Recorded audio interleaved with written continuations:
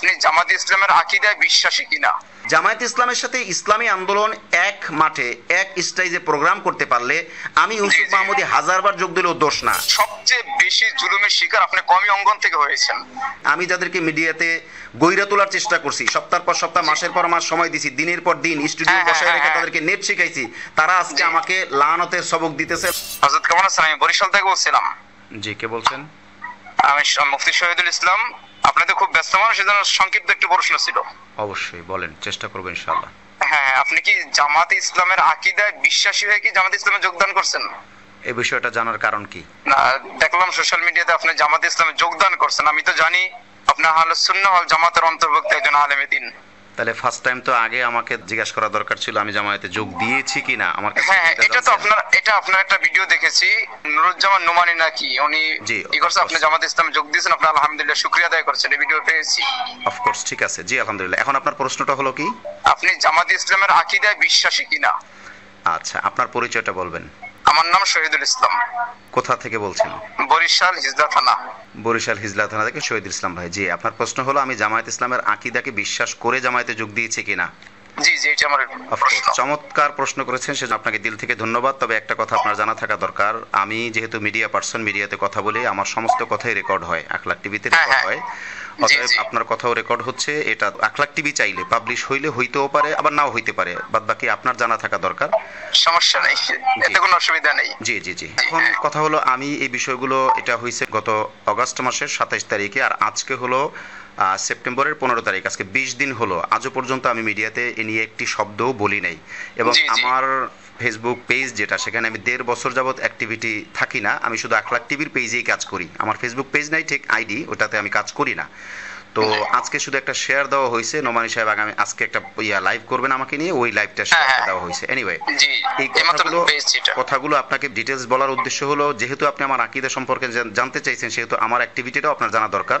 তো আমি যেহেতু মিডিয়াতে আখলাক টিভি ক্ষতিগ্রস্ত হওয়ার পর থেকে ওইভাবে মিডিয়াতে হাজির নাই। তো যাই হোক, এখানে অনেক ইতিহাস, অনেক কথা। আপনি যেটা প্রশ্ন করছেন এটা অনেক গুরুত্বপূর্ণ প্রশ্ন, অর্থাৎ মূল জায়গায় আপনি হাত দিয়েছেন, যেখানে আমি খুব খুশি হয়েছি। আপনি আমাকে বকাঝকা করেন নাই, গালিগুলোজ করেন নাই, মালামত করেন নাই, কাফের বানান নাই, সাহাবা বিদ্বেষী বানান নাই, আপনি শুধু আমাকে জানতে চাইছেন। আমি মূলত এই জবাবগুলো একটার পর একটা মিডিয়াতে স্টেপ বাই স্টেপ দিব ইনশাআল্লাহ, তখন পাবেন। তবে আপনাকে, যেহেতু আপনি প্রশ্ন করেই ফেলেছেন, সেহেতু সংক্ষিপ্ত উত্তর আপনাকে না দিলে হয় না। সেটা হলো যে আমি আপনাকে দিয়ে কিন্তু শুরু করলাম, কারণ এই উত্তর কিন্তু আমি আর কোথাও দেই নাই, মিডিয়াতেও না, কোথাও না।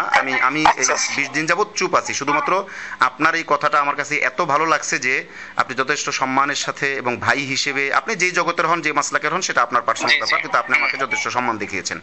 বিষয়টা হলো, আমি জামায়াত ইসলামী যখন যোগ দেই, মূলত 1 বছর আগে থেকেই ভাইয়েরা আমার প্রতি চেষ্টা করতেছেন, দাওয়াত দিতেছেন। এটা যে কোনো জামাত বা যে কোনো দল তার পক্ষে দাওয়াত দিতেই পারে, এটা তাদের স্বাভাবিক বিষয়। বিগত 3 মাস যাবত আখলাক টিভি যখন খুব বেশি পরিমাণে ক্ষতিগ্রস্ত আগে থেকেই হচ্ছে, আমিও বিপর্যস্ত। এর মধ্যে 3 মাস যাবত বেশি দাওয়াতের কাজ চলতেছে, আমিও চিন্তা করতেছি যে কোনো না কোনো একটা দলে যাওয়া দরকার। তো মূলত ওই দিন যে আমি জামায়াত ইসলামে যোগ দেবো, এটা ওই দিনও আমি জানতাম না। হুট করি ভাই ফোন করছেন এবং সেখানে গেলাম। ভাই বলতে দাওয়াতি ভাই আর কি, আমার আপন ভাই না, যাই হোক। তো যাওয়ার পরে চলেন আজকে তো ওখানে আয়োজন। এখন আমি যদি ওই দিন জামায়াতে যোগ দেই, তাহলে সেটা তো দিয়েই দিলাম, যেটা হয়েছে। আর যদি না দেই, তাহলে আর কোনোদিন যোগ দেওয়া মানে সম্ভব হবে না। তো সেই হিসেবে আমি চিন্তা করছি, যেহেতু চিন্তা ভাবনায় আছে, সেহেতু ফাইনাল করেই ফেলে, তো যোগ দিয়ে ফেলেছি, কিন্তু আমি মিডিয়াতে কিছু বলিনি। এনিওয়ে, এখন আমি আপনাকে যেটা বলতে চাই, আপনার প্রশ্নের উত্তরটা, সেটা হলো, আমি যে জামায়াত ইসলামের অফিসে গেলাম, অর্থাৎ পল্টনের অফিসে গেলাম, সেখানে কার্যক্রম হলো, ঢাকা দক্ষিণের মোহতারাম নুরুল ইসলাম বুলবুল সাহেব ছিলেন, আরো অনেকে ছিলেন। তো এনাদের মধ্যে কেউ আমাকে একটা শব্দ জিজ্ঞাসা করে নাই যে আপনি কি মওদুদী সাহেবকে মানেন কি মানেন না, আপনি তাকে ভালো জানেন না খারাপ জানেন, আপনি তার ভুলগুলো নিয়ে আলোচনা করেন কি করেন না, বা এখন থেকে আপনি আলোচনা করবেন কি করবেন না। অর্থাৎ মওদুদী সাহেবকে নিয়ে আমি যেই পরিমাণ আলোচনা করছি, তাতে তো তাদের উচিত, বা তারা এটা চাইলে করতে পারতো, যে আমাকে নেওয়ার আগে তারা জিজ্ঞাসা করবে আপনি এই ব্যাপারে কি দৃষ্টি লালন করেন, আপনি কি এই লাইনে আসছেন নাকি আসেন নাই, নাকি আমাদের কাছে আপনি গোয়েন্দা হিসেবে আসছেন, নাকি আপনি কর্মী হিসেবে আসছেন, কি চান, একটা শব্দ তারা উচ্চারণ করে নাই। অনেক প্রশ্নই তাদের ছিল। আমি বলি ওই জায়গায় জায়গায় আমি মানে আপনি দেখছেন হয়তো ভিডিও, কিছু কিছু ভিডিও আমার নামে বের হয়েছে আগে, যেখানে আমি মওদুদি সাহেব সম্পর্কে বা জামাত সম্পর্কে কঠোর সমালোচনা করছি, ওইটার করে এখন আমি জামাতে যোগ দিচ্ছি, এটা নিয়ে এটা মিডিয়াতে হয়, করে থাকে, এটা স্বাভাবিক, এটা আমি দোষের দেখি না, এটা করে। তো আমি দেখলাম তারা একটা শব্দ আমাকে উচ্চারণ করেনি। আমি আপনাকে বলছি, আর যদি এই অডিও ক্লিপ একলা টিভি প্রকাশ করে তাহলে আপনার মাধ্যমে জাতীয় জানবে, বাদ বাকি আমি এগুলো মিডিয়াতে বলবো ইনশাআল্লাহ, স্টেপ বাই স্টেপ আসবে। কারণ আমিও বিপর্যস্ত, যোগ দেওয়ার পরে আমি আমার সারা জীবনের অর্জন, সারা জীবনের যা কিছু সব কওমি থেকে, সেইখানে হুট করে জামাত ইসলামের মতো একটা দলে যোগ দিলাম, যেটা নিয়ে কম জগতে অনেক সমালোচনা হয়, অনেক আলোচনা আছে। তো সেই জায়গায় আমি হুট করে যোগ দেওয়ার পরে আমি নিজেই বেরোনির দিক থেকে, পরিবেশের দিক থেকে বিপর্যস্ত। এনিওয়ে, তো ওনারা কোনো প্রশ্ন যেহেতু করেন নাই, তো আমি ভাবছি যে ওনারা যদি কোনো প্রশ্ন করতেন, হয়তো আমি সেই জায়গা থেকে আমার প্রশ্নের জবাব ওনারা যেভাবে প্রশ্ন করতেন সেটা দিয়ে আমি সামনে আগাইতাম, এরপর ওনারা আমাকে নিলে নিতেন, না নিলে না নিতেন। কিন্তু এই প্রশ্ন যেহেতু করা হয় নাই, এই প্রসঙ্গে আমার কোনো রকমের কোনো চিন্তা চেতনাও হয় নাই। এখন আপনি প্রশ্ন করছেন যেটা, সেটার উত্তর একদম সংক্ষেপে দিয়ে দিই। কারগুজারিটা শোনাইলাম এই জন্য যাতে আপনার জেহেনটা সাফ হয়। সেটা হলো, মওদুদি সাহেব জামায়াত ইসলামে যোগ দিয়েছে আমি রাজনৈতিকভাবে, আমি আকীদাগত দিক থেকে জামায়াত ইসলামে যোগ দেই নাই।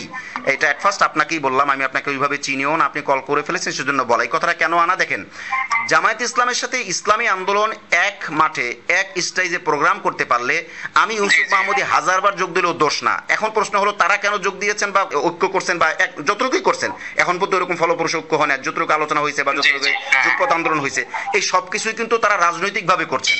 চরমনাই ইসলামী আন্দোলন একবারও বলে নাই যে জামাতের আকীদা গ্রহণ করলাম বা ওইটার ব্যাপারে আমরা কোনো কথা বলবো না। শাইখে চরমনাই পরিষ্কার করে বলছেন, সেম একই অবস্থা আমারও, যে জামায়াত ইসলাম সম্পর্কে আমি শুধুমাত্র রাজনৈতিক কারণেই সেখানে যোগ দেওয়া, আকীদাগত একটা শব্দও হয় নাই, আকীদাগত আমি কোনো যোগ দেইও নাই, আকীদাগত আমার কোনো প্রসঙ্গও নাই।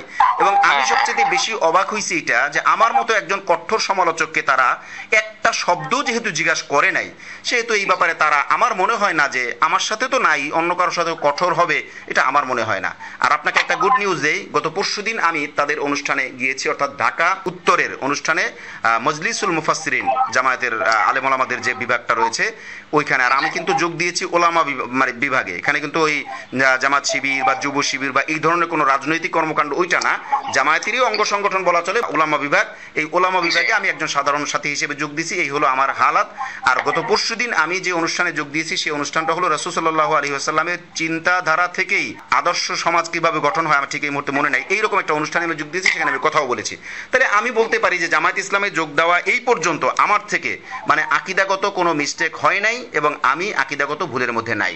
আপনি কি আপনার উত্তর পেয়েছেন? জি জি জি, শুকরিয়া, জাযাকাল্লাহ। আর একটু ছোট্ট একটা কোশ্চেন ছিল এটার সাথে।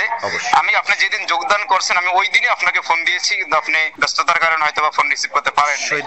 শহীদ ভাই এখানে একটু ক্লিয়ার করি আপনার মাধ্যমে, আপনিও বুঝবেন সবাই বুঝবে। সেটা হলো কি, আমি সত্য কথা বলতে এত পরিমাণে ফোন আসছে, মেসেজ আসছে, হোয়াটসঅ্যাপ কল, মানে মেসেজ, মানে মেসেঞ্জার সহ এবং আত্মীয় স্বজন সহ, মানে আমি এতটা বিপর্যস্ত যে আমি কাকে কি বলবো, এজন্য বড়রা পর্যন্ত, এটা আমি সঙ্গত কারণে নাম নিলাম না।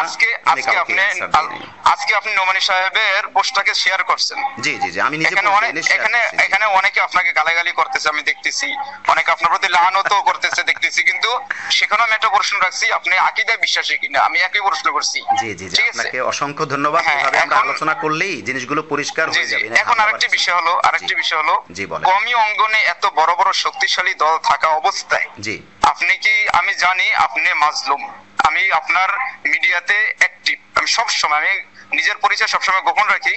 আপনি যেহেতু জানতে চাইছেন, আমি আমার পরিচয় আছে, দিব যদি প্রয়োজন হয়। শহীদ ভাই, আমি আপনাকে ঠিক চিনি না, আমি আসলে অ্যাবনরমাল হয়ে যাচ্ছি অনেকটা। আমি মানে কিভাবে বলবো যে আমার চোখে পানি চলে আসছে। মানে মাজলুম শব্দটা আপনি কেন বললেন, কিভাবে বললেন আমি ঠিক জানি না। মানে আপনি আমার কলিজার মধ্যে লাড়া দিয়েছেন যে আমি যে কি পরিমাণ মাজলুম, এটা যে আপনি বুঝতে পারছেন, এই জন্য আপনাকে আমি আন্তরিক বিশেষ করে আপনার উপরে, আমি কওমি মাদ্রাসার পরিচালক, আমি জানি সবচেয়ে বেশি জুলুমের শিকার আপনি কওমি অঙ্গন থেকে হয়েছেন। এটা আপনি একমত কিনা আমি জানি না, বাকি আমি দূর থেকে যতটুকু ফলো করছি, কওমি অঙ্গন থেকে সবচেয়ে বেশি জুলুমের শিকার আপনি হয়েছেন।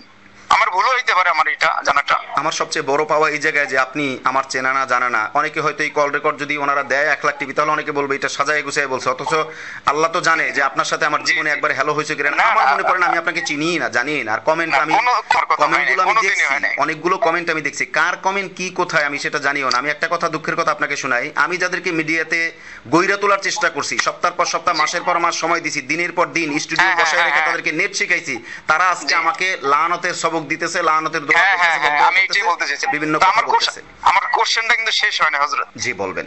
তাই আমি বলতে চেয়েছিলাম, যেহেতু আপনি মাজলুম, জুলুমের শিকার, জি। বিশেষ করে আমাদের অঙ্গন থেকে আপনি বেশি জুলুমের শিকার, এই কারণে কমি অঙ্গনের প্রতি কষ্ট পেয়ে কমি অঙ্গনে বড় বড় দল থাকা সত্ত্বেও জামাত ইসলামে যোগদান করছেন কিনা? এখানে আসলে অনেকগুলো ব্যাখ্যা আছে, তো তবে সংক্ষেপে আপনি যেহেতু কল করে ফেলেছেন, প্রশ্ন করে ফেলেছেন, সেহেতু না বললেই নয়।